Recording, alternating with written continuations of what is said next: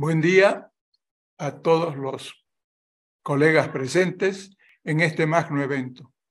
En primer lugar, agradecer al doctor Álvaro Cárdenas, presidente de la Sociedad Boliviana de Gastroenterología y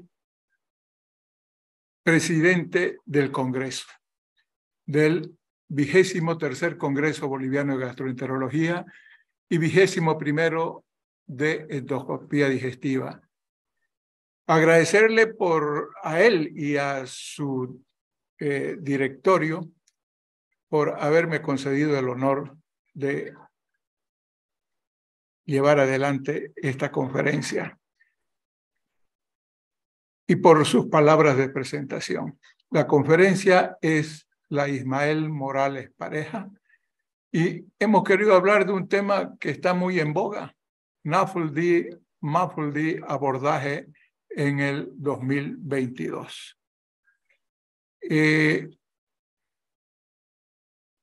Vamos a hacer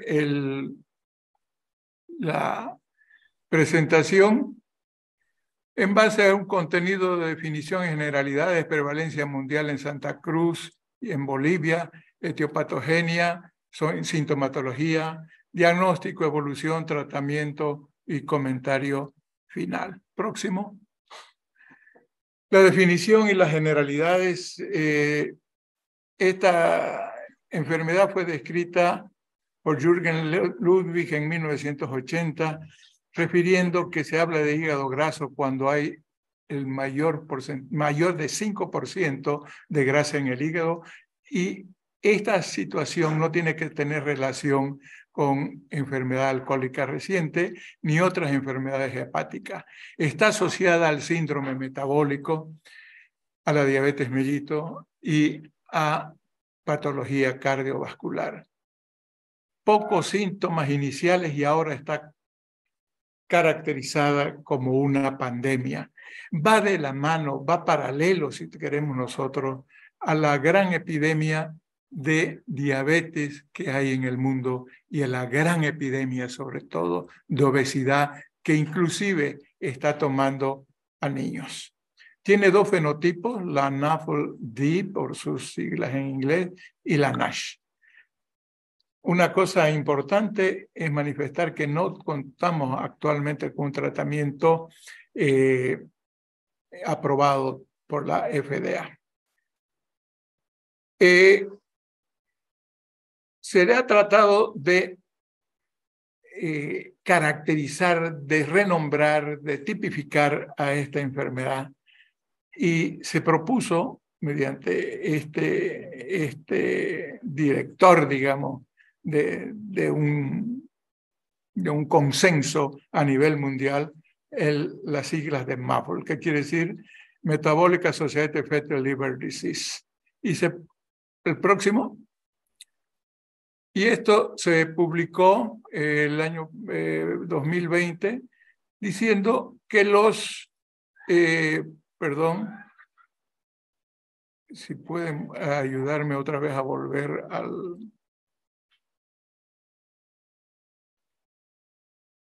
video.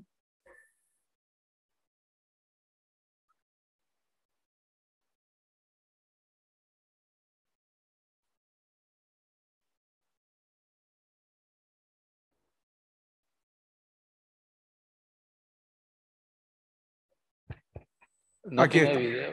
Aquí tenemos otra vez, nuevamente. Entonces, los expertos llegaron a un consenso de que NAFLD no refleja los conocimientos actuales y se sugirió la enfermedad que se llame MAFLD para mejor tipificación, es decir, una enfermedad relativa más que todo al metabolismo, o sea, una disfunción. Se dijo que MAFLD era el término más apropiado. Próximo. Hay un grupo de médicos interesados a nivel mundial. Esta vez están liderizados por el profesor Nahum Méndez Sánchez. Próximo. Próximo. Bolivia tiene su representante. Próximo. Y en base a esto estamos haciendo una serie de trabajos. El último que hemos hecho ha sido en agosto de 2022, donde también hicimos en Santa Cruz una encuesta con los doctores que ven ustedes ahí en pantalla, liderizados por el profesor Nahum Méndez Sánchez, y nos han comunicado que se va a publicar este trabajo en el Journal of Pathology de noviembre, o sea, en este mes próximo. Tenemos que hablar sobre la prevalencia. La prevalencia, si usted le va dando, por favor, Miguel, un tic a cada que yo le diga, próximo. Se ha visto que la prevalencia de NAFLD es del 25% a nivel mundial y de NASH de 1,5 a 6,5, que está presente mayor en el sexo masculino y que aumenta con la edad. Donde mayor prevalencia hay es en el Medio Oriente, seguido próximo de Sudamérica, próximo, Asia, próximo, Norteamérica, próximo, Europa, y por último, el otro es de la prevalencia en África, que es mucho menor. Próximo. Pero también se ha visto que hay, sobre todo a nivel de Asia, una prevalencia de non-alcoholic steatohepatitis y non-alcoholic fatty liver en pacientes delgados, o sea, lo que han venido a llamar la lean NAFLD. Y esto creo que nosotros tenemos que tenerlo muy en cuenta, porque son pacientes que vienen por otro problema que no sospechamos generalmente de ellos, que vayan a tener un hígado graso, sin embargo lo tienen, y es un hígado graso que evoluciona peor que los otros. Próximo. Nos preocupó siempre la diabetes, que es prevalente en Bolivia, próximo, y sobre todo en Santa Cruz, como ustedes ven en este cuadro. Próximo. Entonces veíamos nosotros que había pacientes diabéticos que posteriormente veíamos que hacían hígado graso en la ecografía, o viceversa, pacientes que tenían hígado graso y que años después, pocos años después, desarrollaban, ¿no es cierto?, diabetes. Entonces eso nos motivó a llevar a cabo un estudio en esa época, en el año 1988 hasta el 2008. Hicimos 6.608 ecografías, habiendo encontrado 1.184 casos positivos para diversas situaciones de atosis hepática en base a ecografía, donde la prevalencia era el sexo masculino y que sobre todo el grado 2 y 3 se llevaban la flor. Pero algo que nos llamó la atención en esa época fue que jóvenes prácticamente de 30 años y menores tenían ya esteatosis hepática. Estamos hablando del año 1988. Pero la mayor frecuencia estaba en los pacientes que tenían en la década del 40 al 50 y del 50 a 60 años. Próximo. No contesto con esto, viendo la importancia y sobre todo la aparición de lo que en esa época llamábamos cirrosis criptogenética, que iban de la mano del hígado graso, de la diabetes, etc.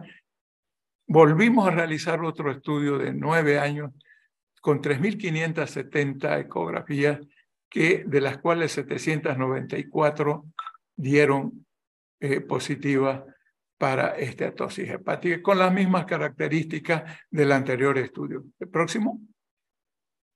Muy bien, aquí tienen la misma característica del anterior. Próximo. Entonces, en base a estos estudios ecográficos de 29 años de duración, con un total de 10.178 casos, pudiéramos concluir que la prevalencia de la enfermedad hepática grasa no alcohólica en Santa Cruz, Bolivia, es del 20%. Y cuando digo Santa Cruz, Bolivia, me refiero a que en Santa Cruz convergen personas de todas partes de Bolivia, o sea, Santa Cruz se ha convertido en el crisol de la bolivianidad. Entonces, es un resultado que quizás lo podamos extrapolar a todo Bolivia. Entonces, en base a estos estudios, podemos incluir ya a Santa Cruz, ¿no es cierto?, con la prevalencia que es aceptable para un país sudamericano. Próximo. Pero, ¿qué es esto? ¿Frente a qué estamos nosotros? Queremos saber la etiopatogenia, está descrita de varias formas, en varios tratados, etc. Pero, ¿a qué se debe esto? Muchos le endilgan la culpa al confort de la vida moderna, a la mala alimentación, al sedentarismo, etcétera, donde acompañado del sedentarismo y sobre todo en la última época, se acompaña una ingesta de mucha grasa saturada, de mucho hidrato de carbono, de sucrosa, bebidas dulces, etcétera, que llegan a sobresaturar los depósitos naturales de grasa y entonces esa grasa empieza a tener hiperplasia, hipertrofia, a aparecer una insulinoresistencia y a depositarse en órganos que no estaba previsto antes su depósito, que no es el depósito natural. Y así tenemos que hay un depósito muy importante a nivel visceral. Próximo. Entonces, esto decíamos que incrementa, ¿no es cierto?, la resistencia a la insulina, y al haber esta resistencia a la insulina hay mayor lipólisis. Próximo. Esta lipólisis nos produce, próximo, mayor cantidad de, próximo, ácidos grasos que van al hígado de la parte de la grasa visceral, que aumentan la lipogénesis, la resterificación, disminuyendo la beta-oxidación, aumentando la producción de triglicéridos, que cuando llegan al 5% podemos hablar de hígado graso. Este triglicérido acumulado en el hígado le es difícil salir y movilizarse a la circulación general. Entonces, esto produce una lipoperoxidación, un estrés oxidativo mediado también por una microbiota alterada que da señales de resistencia a la insulina. Entonces, al haber esta sobresaturación, este estrés oxidativo, a partir del tejido adiposo, sobre todo visceral, se empiezan a secretar una serie de adipoquinas o citoquinas, entre ellas el factor de necrosis tumoral, que aumenta la resistencia a la insulina, que aumenta el estrés oxidativo, la interleucina 6, las células B y las células T, que aumentan la resistencia a la insulina, y la diabetes mellitus. Además, algo que complica más la situación es la producción de factor de necrosis tumoral beta, que es francamente fibrogénico, la alteración a nivel de la producción de angiotensina y de factores que inhiben el plasminógeno, dando, por supuesto, problemas de coagulación.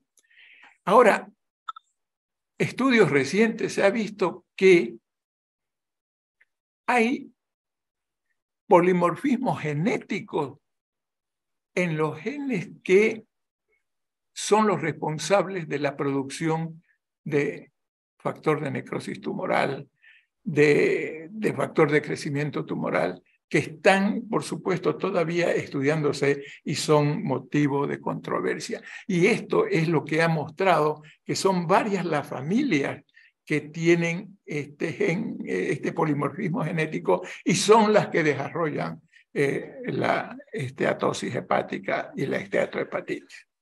Amén de otros polimorfismos mayores que vamos a ver posteriormente. Sin embargo, no todo es tan malo.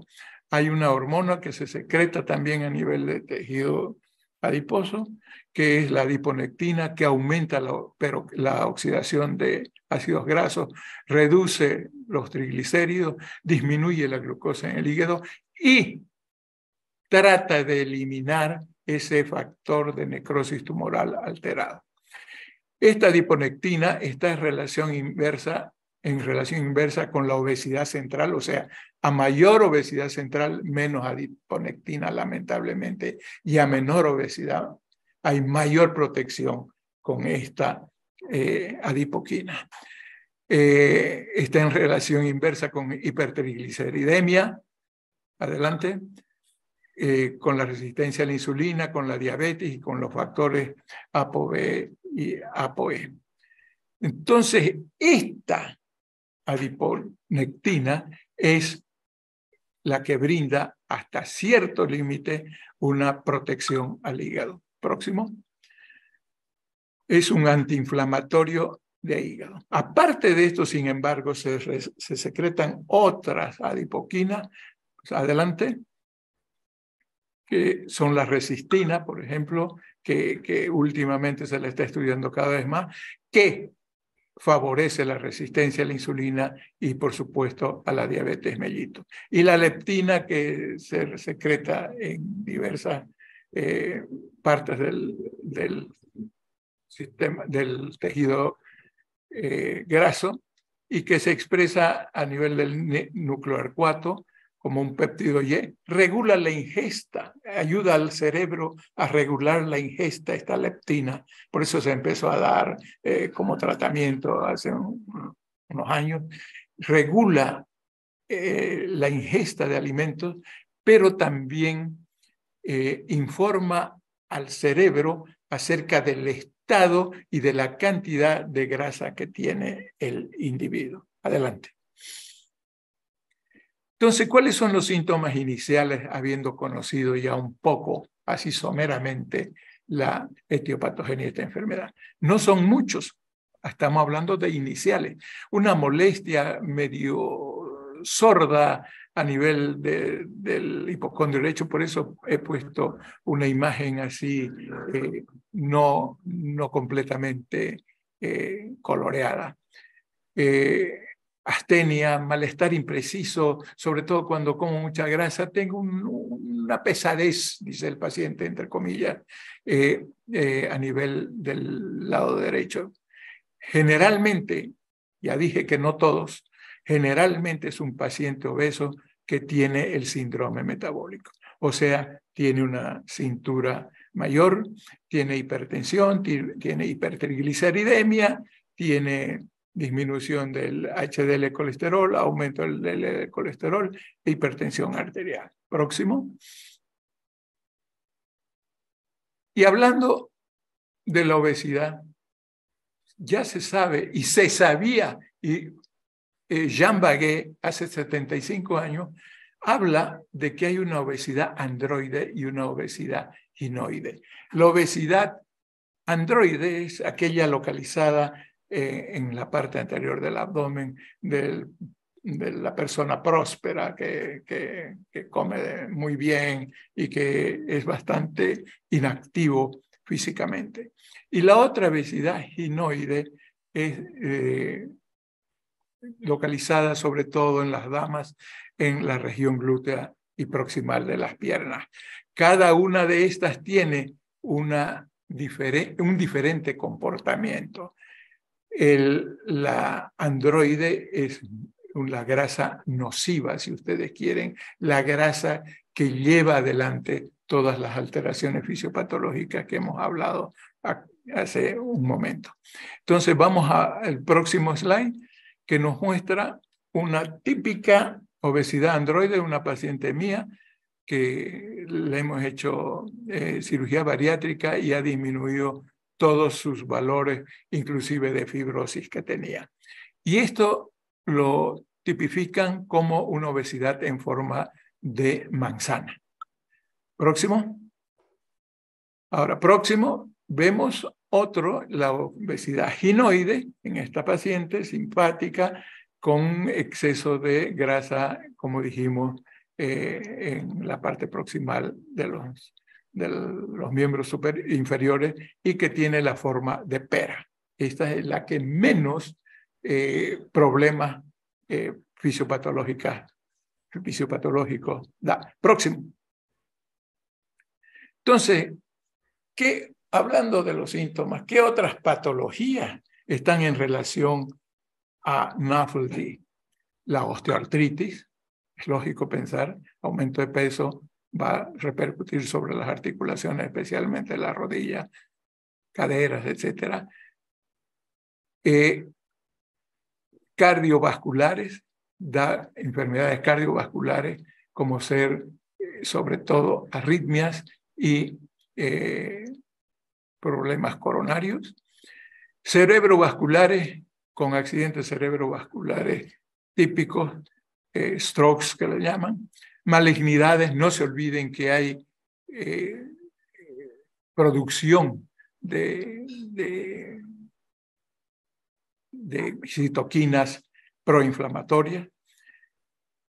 Ovarios poliquísticos, apnea obstructiva del sueño, colelitiasis, problemas pancreáticos que llevan a la diabetes y sobre todo problemas a nivel de los vasos periféricos. O sea, hay, como en toda enfermedad, digamos, mediada por esta alteración, van a haber depósitos de una serie de citoquinas a nivel de los vasos. O sea, que van dañando la íntima y la media.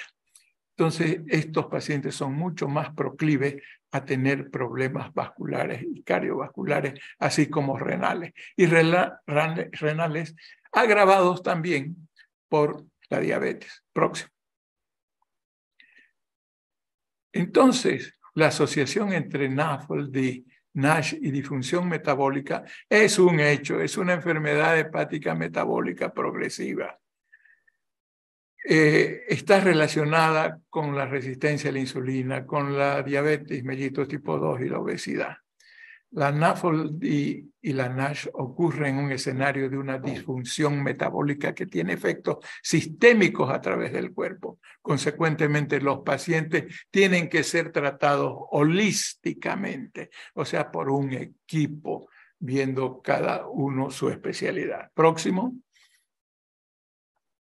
Pero no todo es así. Ya dijimos que habían ciertas alteraciones genéticas en el desarrollo de esta enfermedad. Y se ha visto que los polimorfismos genéticos pueden presentarse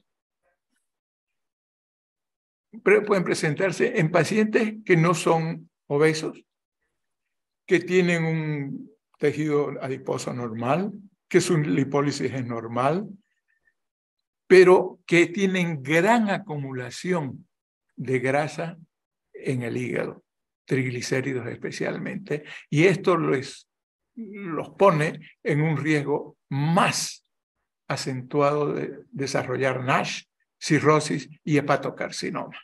Sin embargo, su coagulación es normal, no hay trombosis, no hay riesgos de diabetes, la glucosa es normal, la insulina normal, los triglicéridos circulantes son normales.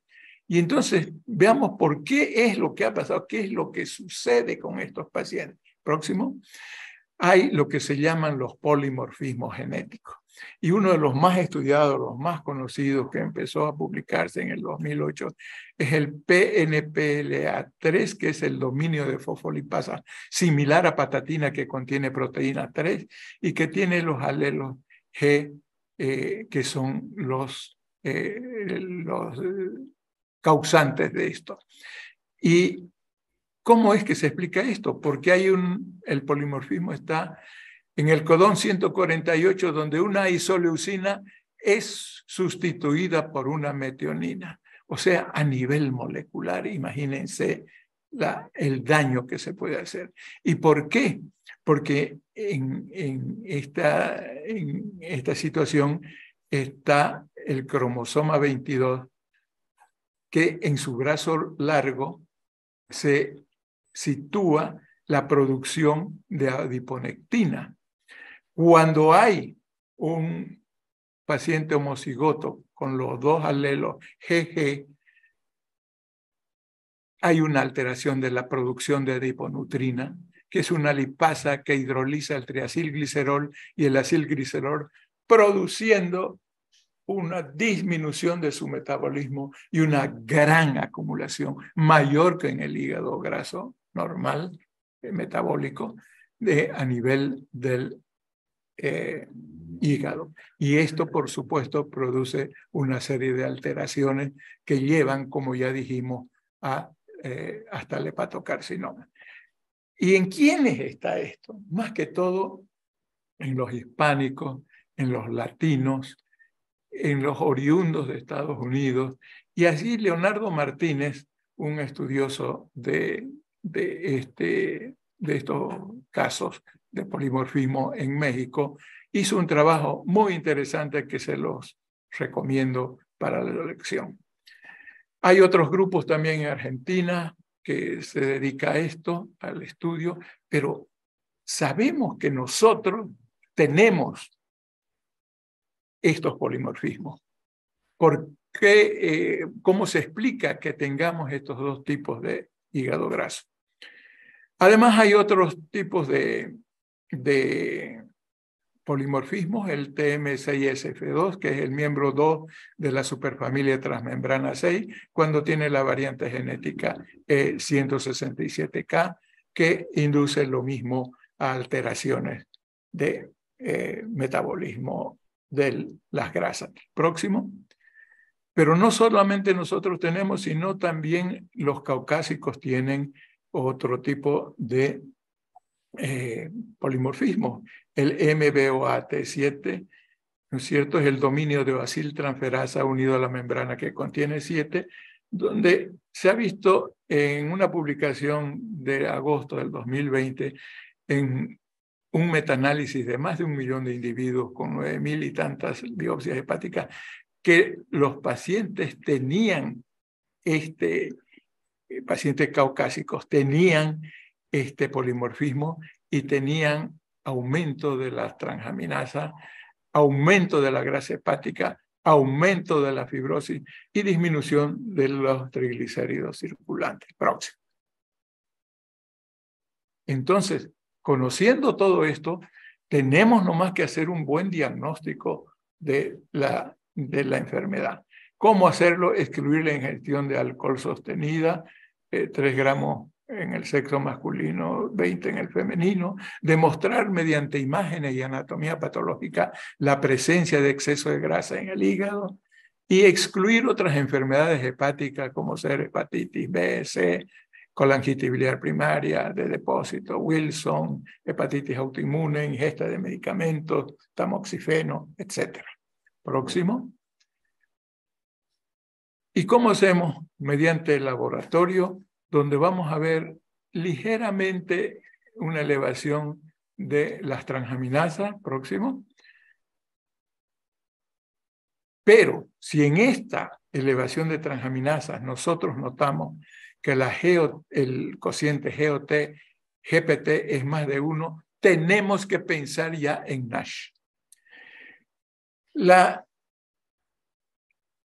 esteatosis hepática es un estadio de una inflamación constante, de un estado de inflamación que es detectable fácilmente con la proteína C ultrasensible que está elevada.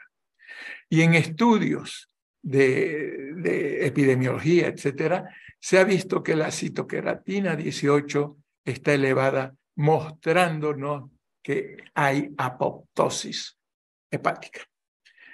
La ferritina elevada, y eso lo podemos tener nosotros, es un predictor de fibrosis. Entonces, sabemos que la fibrosis juega un papel importante, entonces tenemos que descartar fibrosis.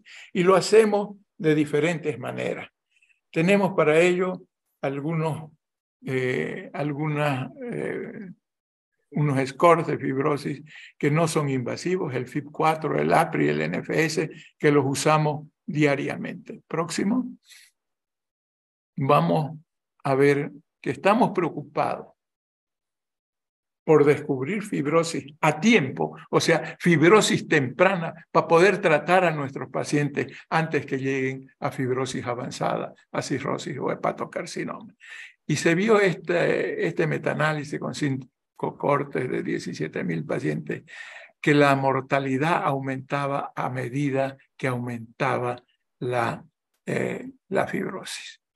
Y en otro estudio donde veía, por cualquier otro motivo, la fibrosis aumentaba la mortalidad de nuestros pacientes. Próximo. ¿Cómo hacemos entonces el establecimiento de la fibrosis? A partir del score NAS, que nos muestra las gotas de grasa, macrogotas en realidad, nos muestra el proceso inflamatorio y el balonamiento celular.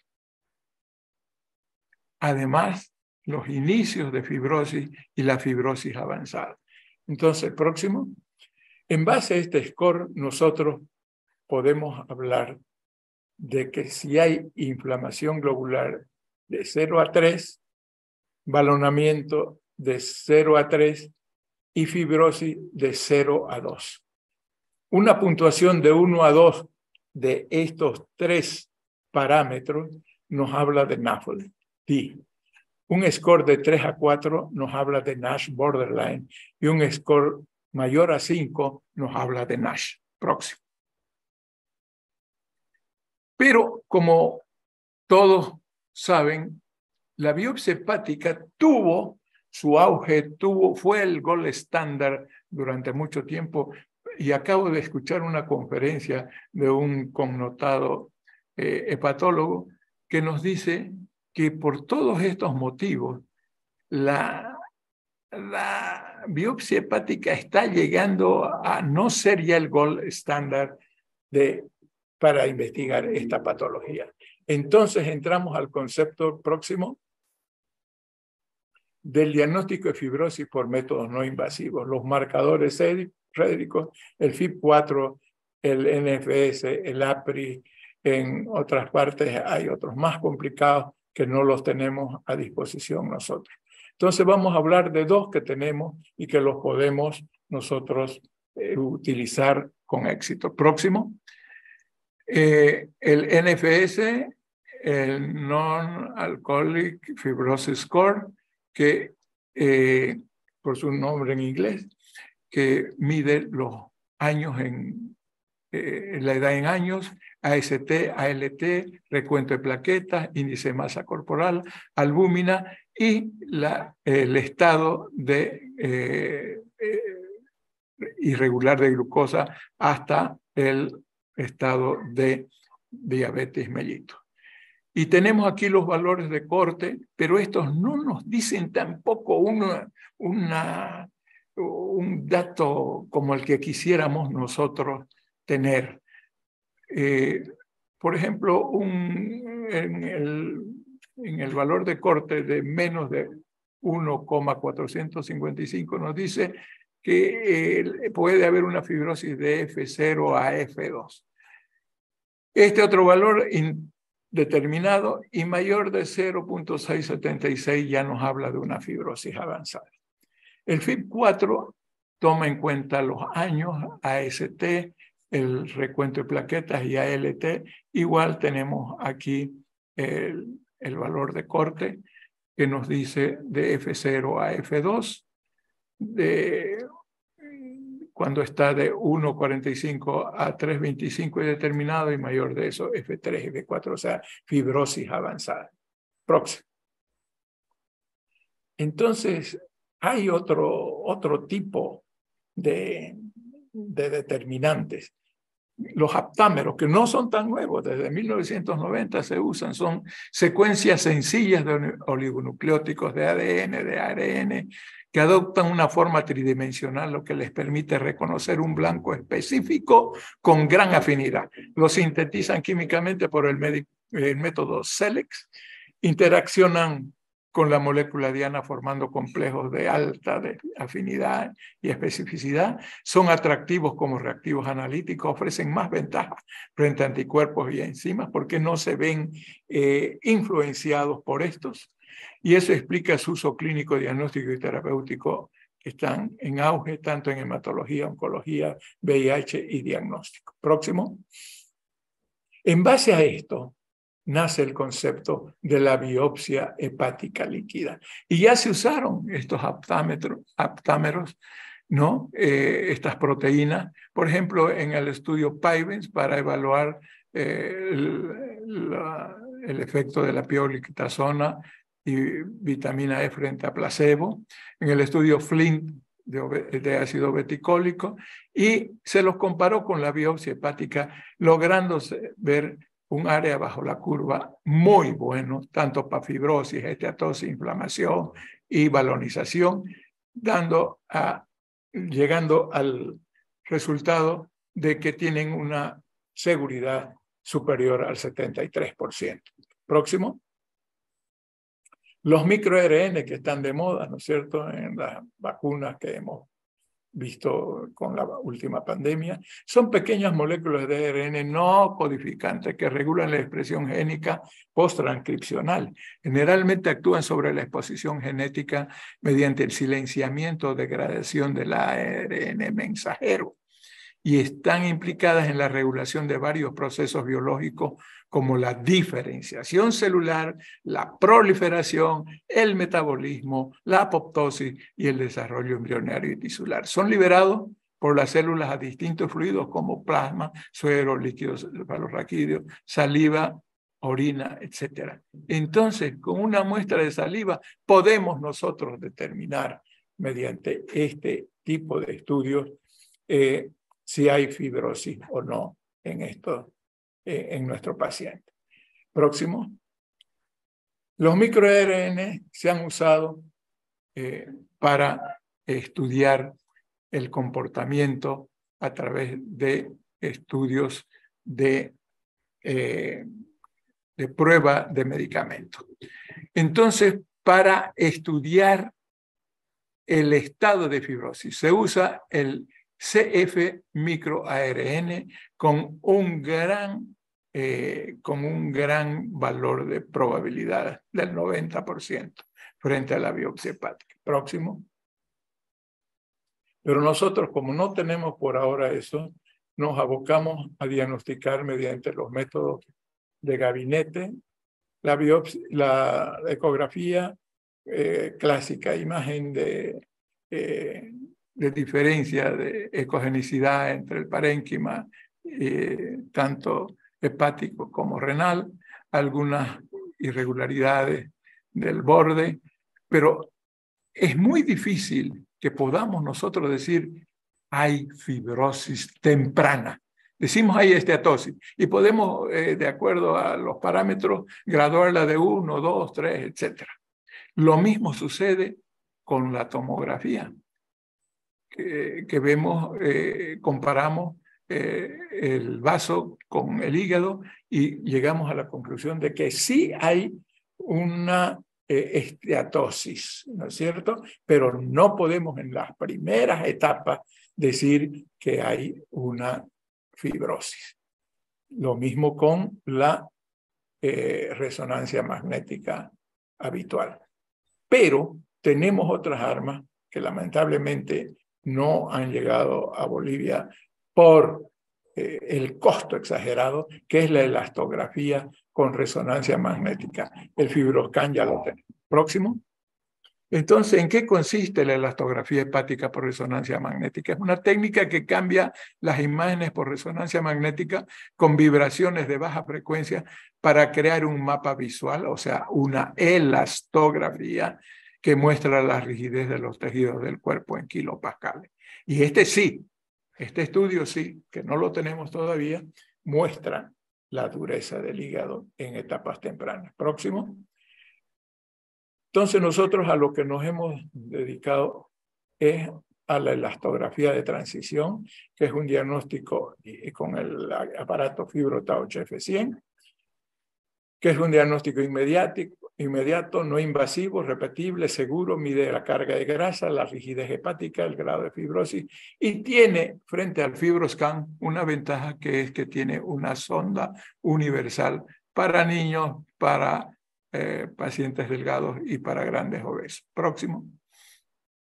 Entonces, esta es la técnica que ingresamos buscando un buen acceso intercostal para, una vez tenemos una buena imagen guiada por ecografía, aplicar mediante un pedal una onda de cizalladura próximo que penetra en el hígado y vuelve de allá y dibuja una imagen de la dureza del hígado.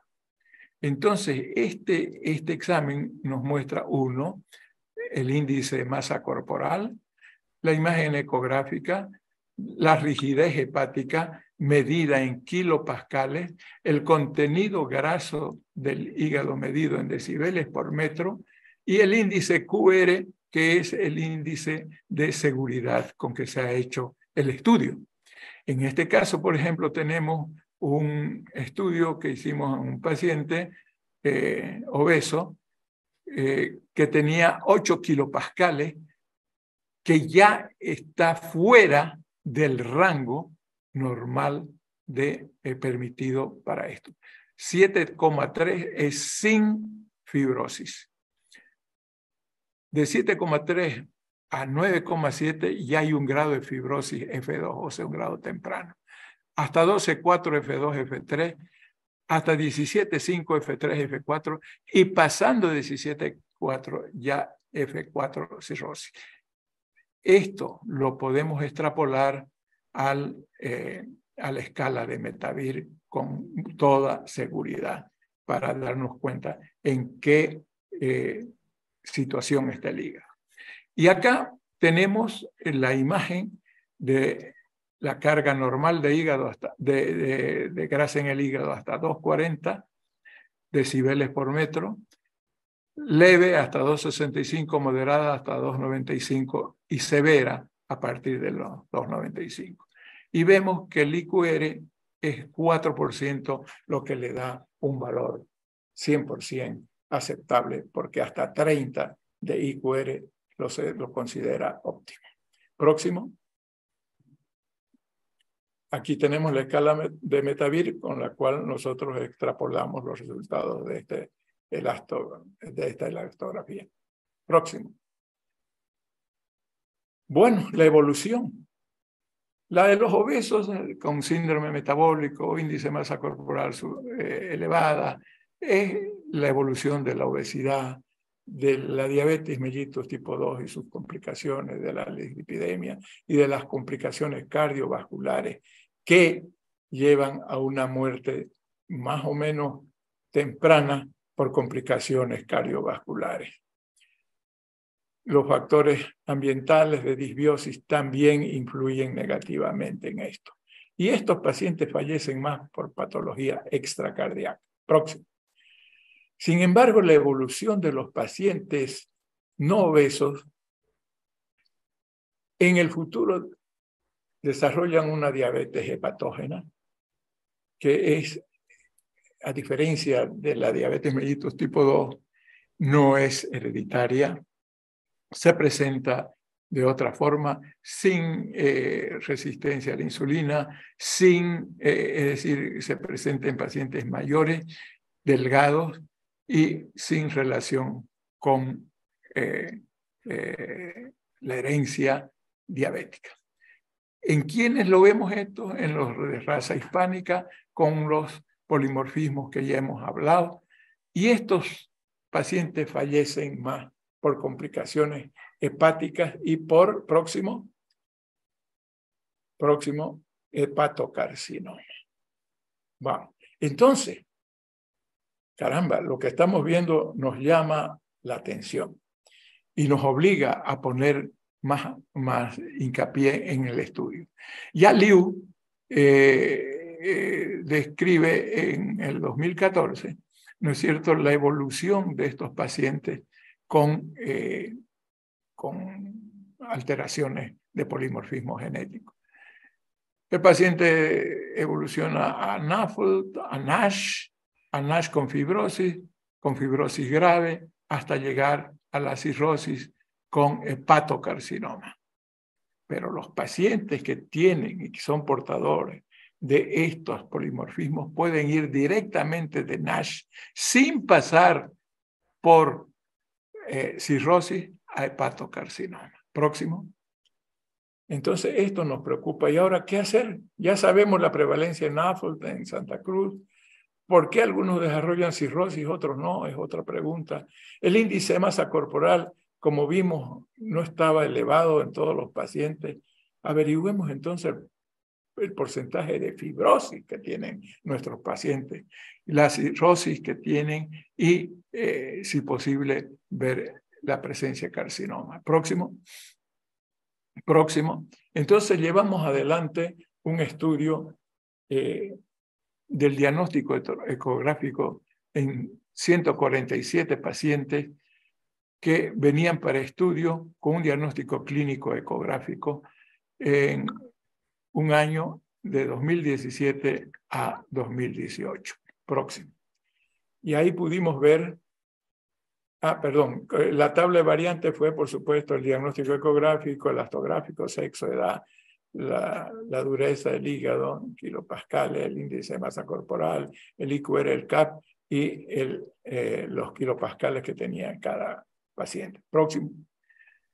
Vimos, en cuanto a la edad, que no hay una relación, cuando vemos la prueba de chi cuadrado, no hay una relación estadísticamente significativa entre diagnóstico de fibrosis y edad de los pacientes a nivel del 5%.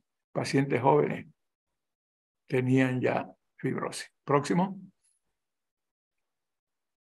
El diagnóstico elastográfico según índice de masa corporal no coincidía plenamente, entonces la prueba de chi cuadrado indica que no hay diferencia significativa al nivel del 5% en el diagnóstico elastográfico debido al valor del índice de masa corporal, y aquí lo podemos ver, delgados que ya tenían F2. Entonces algo está pasando, no solamente el gordo lleno de grasa con índice de masa corporal grande desarrolla fibrosis. Próximo, tenemos que tenerlo en cuenta.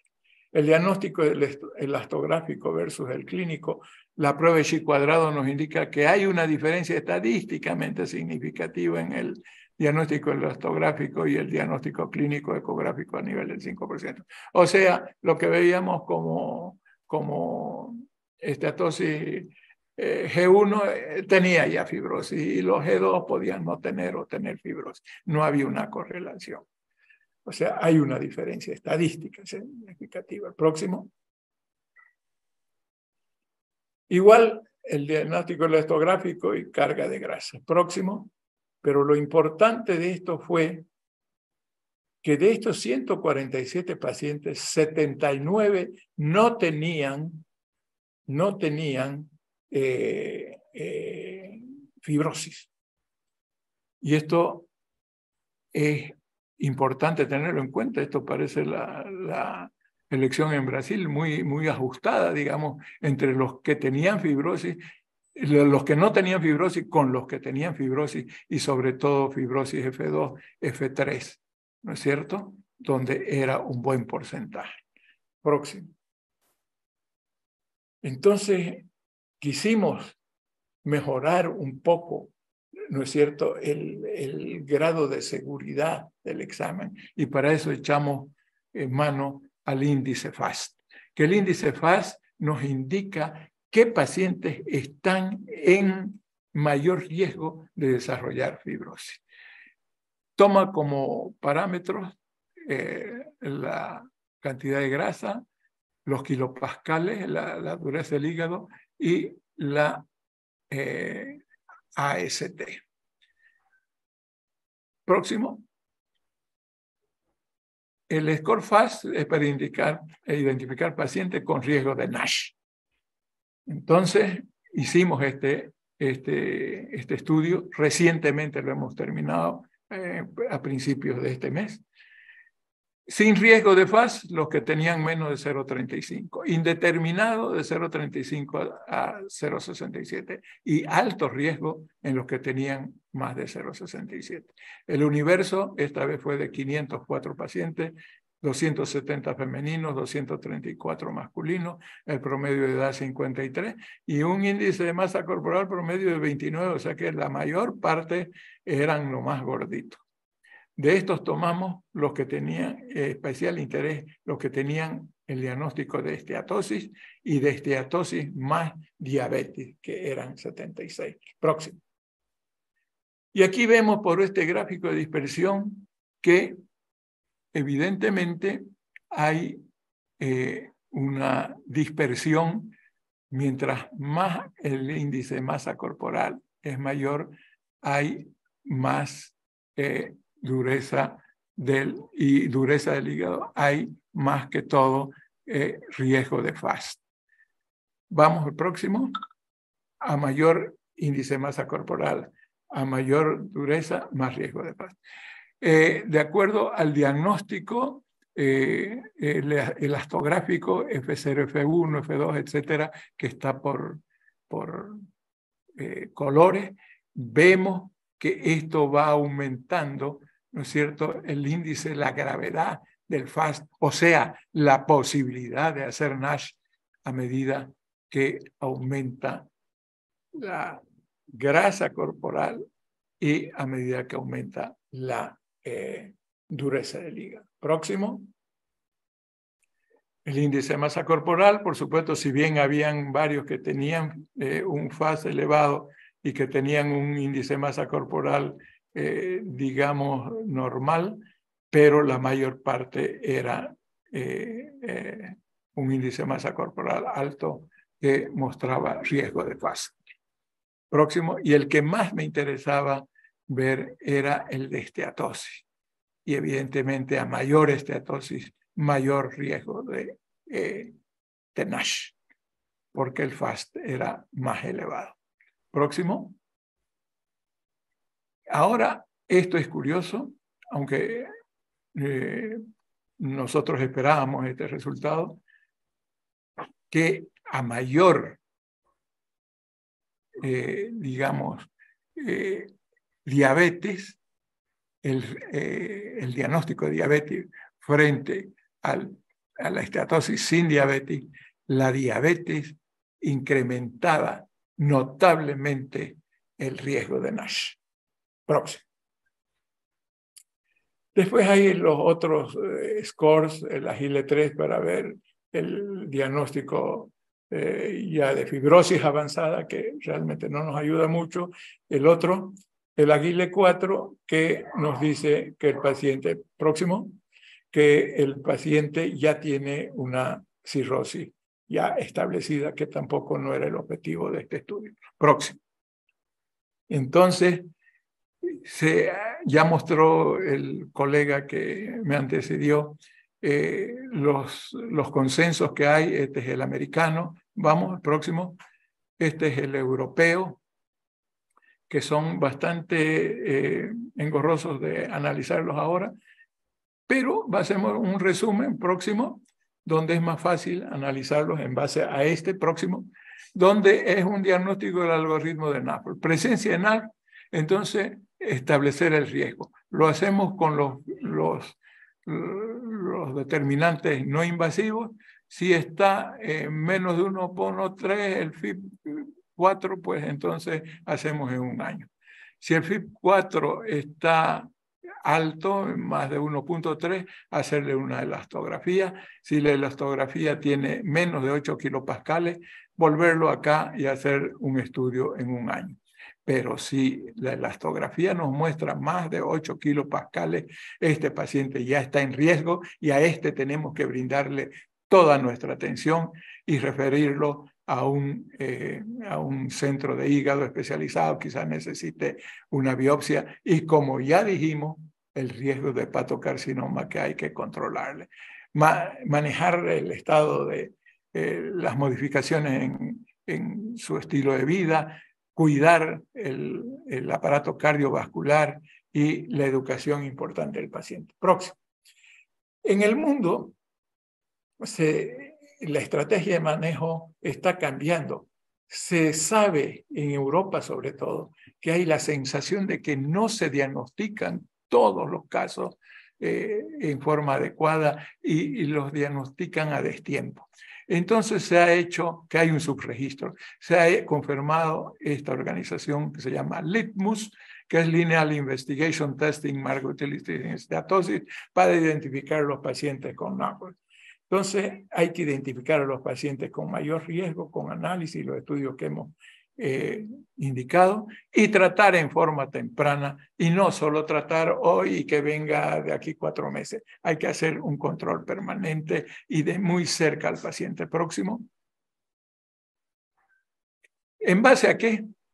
En base, ya lo dijo la doctora Dager, en base al estilo de vida, cambiar el sedentarismo por ejercicios y una dieta mediterránea. Próximo, ¿por qué?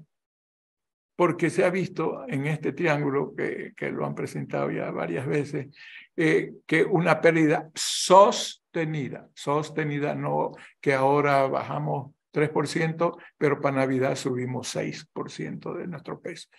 Con la pérdida de 3% se puede revertir la esteatosis, el balonamiento y la inflamación con el 5%, la resolución en los estadios iniciales de la NASH del 7% y la fibrosis con una disminución del 10%, mediante ejercicios, como ya vimos con la doctora Dager, y la dieta mediterránea. ¿Y por qué el ejercicio? Porque evita la sarcopenia que lleva, ¿no es cierto?, esta evolución hacia estadios más avanzados y, por supuesto, ya cuando hay cirrosis, esta es realmente grave. Próximo. Se han hecho un montón de tratamientos buscando la piedra filosofal para esto. ¿Qué tenemos que hacer? Tratar la obesidad, el síndrome metabólico, la patología cardiovascular. Yo soy también otro fanático de la doctora Márquez Sousa de Oliveira y sigo usando metformina con N-acetilcisteína. Se utilizó la pioglitazona, se han hecho estudios sobre esto. Esta pioglitazona es un agonista del receptor gamma activado del factor proliferador de peroxisoma, que mejora la sensibilidad a la insulina y que indudablemente ha tenido una respuesta más o menos acertada. Posteriormente se llega al liraglutide de 3 miligramos al día subcutáneo. Es un agonista, ya tiene otra connotación, es un agonista del receptor del péptido 1 similar al glucagón. Es un análogo de incretina que mejora la función de la célula beta, estimula la secreción de la insulina, estimula la proliferación de las células y coadyuva un poco en la apoptosis del glucagón. Y así sigue la cosa hasta que llegamos a semaglutide. Semaglutide es el Ozempic, que viene en diferentes formulaciones, 0.25, 0.5, 1, es dosis subcutánea, ya no como el liraglutide todos los días, sino es semanal. Es un agonista igual de la incretina GLP-1. Próximo. Y aquí vemos los estudios. Estos endpoints que lograron, que se propusieron con este estudio, para tratar la diabetes no cabe duda, y para evitar las complicaciones de infarto de miocardio, de accidentes cerebrovasculares y muerte cardiovascular. No cabe duda, está autorizado por la FDA, pero la FDA está viendo su designación en el NASH. ¿Debido a qué? Debido a que los estudios han mostrado que, de acuerdo, dosis dependiente, que la resolución del NASH sin empeoramiento de la fibrosis hepática es significativa y que la mejora en la fibrosis, en el estado de fibrosis, sin desmejorar la NASH, también es importante y es significativa. Pero como todo medicamento tiene sus efectos colaterales, como es una incretina, un análogo de incretina que disminuye es decir, frena el vaciamiento gástrico, igualmente la vesícula biliar y todo, produce náuseas, constipación, vómito, dolor abdominal y aumento de la colelitiasis y colecistitis. Próximo.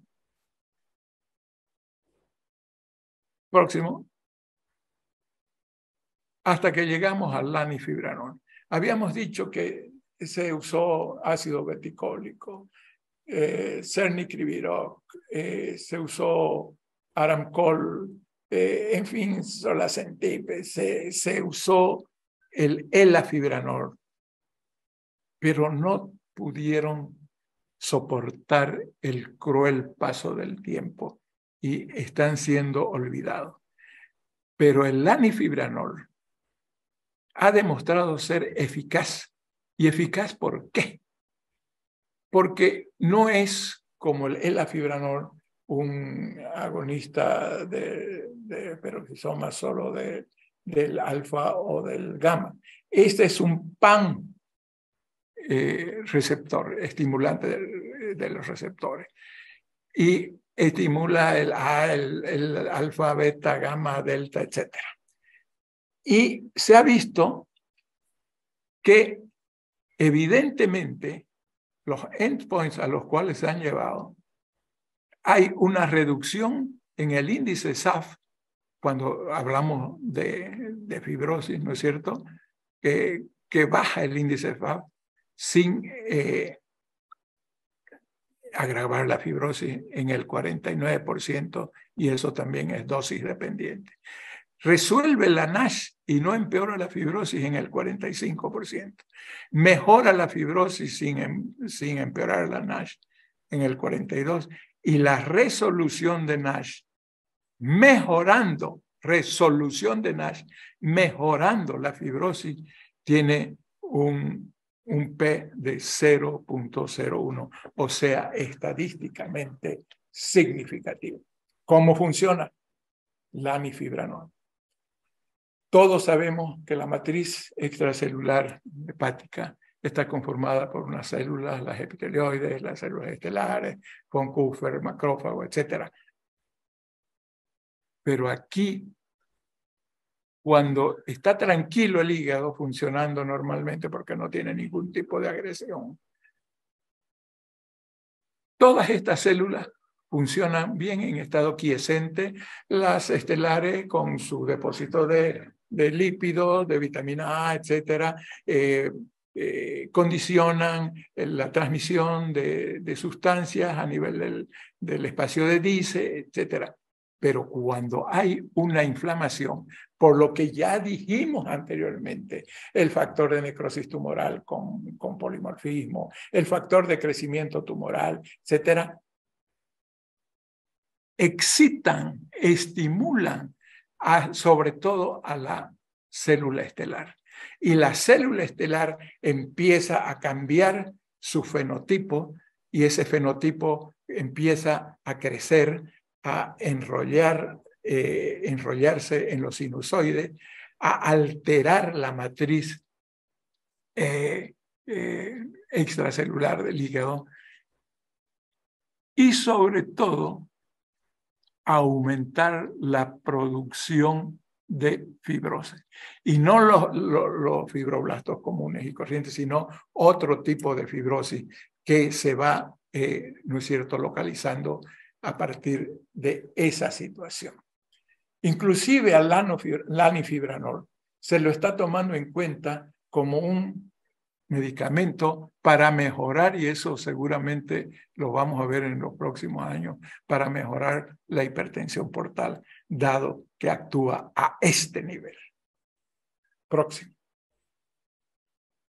El lanifibranor, entonces, como ya les dije, este es el mismo que habíamos visto de la valía que tenía de una P de 0.01. Próximo.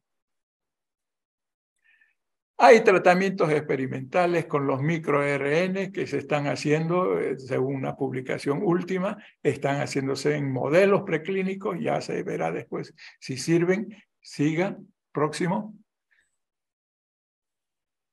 Hasta que Lilly, el laboratorio Lilly, en base a estudios, al estudio SURPASS y los subestudios SURPASS 1, 2 y 3, publica en el Lancet el 1 de junio de hace 3 meses o 4 meses, que ha desarrollado tirzepatide, su nombre comercial Mounjaro. Es un agonista dual del péptido similar al glucagón y del GIP, o sea, la otra diana incretínica, o sea, el receptor del polipéptido insulinotrópico dependiente de glucosa. Y esta acción sinérgica de tirzepatide ha dado resultados realmente halagadores. Además de controlar la diabetes mellitus, hay reducción del peso de 5 a 12 kilogramos en promedio, que es lo que buscamos para evitar la resistencia a la insulina y para evitar, ¿no es cierto?, el sobrepeso en nuestros pacientes y para evitar también la carga de grasa del hígado. Y por lo tanto, disminuye la obesidad, disminuye la resistencia a la insulina, disminuye la grasa hepática y entonces se abre una gran posibilidad con este medicamento para tratar además NASH. La FDA ya lo acepta para tratar diabetes mellitus tipo 2 y se está esperando su aprobación para tratar NASH. Las dosis varían de acuerdo a la necesidad y es una dosis subcutánea semanal, o sea, bastante cómoda. Próximo. El tratamiento quirúrgico, la cirugía bariátrica, es un método importante de realizarse en el momento adecuado, mejora la NASH, contraindicada, por supuesto, en cirrosis hepática, porque aquí las condiciones son otras. Y el trasplante hepático, sí, en algunos centros ahora ya es de primera indicación. El problema es que se hereda, pues, aunque sea el trasplante, se hereda todos esos polimorfismos de que hablamos, del factor de necrosis tumoral, del factor de crecimiento tumoral, y se heredan pues también los otros polimorfismos y las otras alteraciones metabólicas y entonces se producen muchas recidivas. Y los cirujanos están preocupados porque seguramente el 2030 no van a tener un hígado sano para poder usarlo como donante. Próximo. A medida de comentario final, la NAFLD-NASH es una entidad nosológica con características de pandemia. Está creciendo rápidamente según los estudios realizados. Tiene mucha relación con el estilo de vida moderno, sedentarismo, inadecuado tipo de alimentación. Va casi paralela con la prevalencia de diabetes mellitus, obesidad en el mundo, causa de alta mortalidad por patología cardiovascular, igualmente presenta importante relación con polimorfismos genéticos que llevan a la hepatopatía crónica y carcinoma hepatocelular. Al momento no tenemos las posibilidades farmacológicas aprobadas para su tratamiento, solo contamos para su manejo con cambio de estilo de vida y de alimentación, y la cirugía bariátrica y el trasplante hepático deben ser adecuadamente indicados. Importante diagnosticarla en las etapas tempranas, porque así nosotros tenemos la posibilidad de influir positivamente en la evolución de la misma, tanto en el hígado graso metabólico como también en el hígado graso por polimorfismo genético. Próximo. Les agradezco mucho por la atención y por el honor que me han concedido al escucharme y al haberme encargado esta conferencia. Muchas gracias.